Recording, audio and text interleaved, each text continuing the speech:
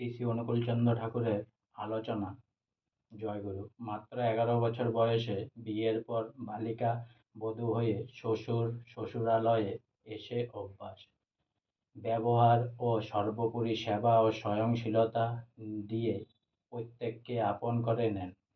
বাড়ির প্রত্যেকের কাছে তিনি নির্ভরযোগ্য হয়ে ওঠেন। শ্রী শ্রী বড়দার কাছে শুনেছি শ্রী শ্রী ঠাকুরের পিতৃদেব শ্রী শ্রী শ্রী বর্মার রান্না খুব পছন্দ করতেন। তারা রান্না ভাত সুসিদ্ধ, কিন্তু একটারও সঙ্গে আরেকটার ভাত লেগে থাকতো না।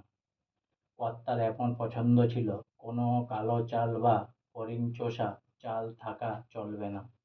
শ্রী শ্রী বর্মা পরিপাটি ও যত্ন সহকারে সব কাজ করতেন, সেই জন্য তার সব কাজই সকলের পছন্দ।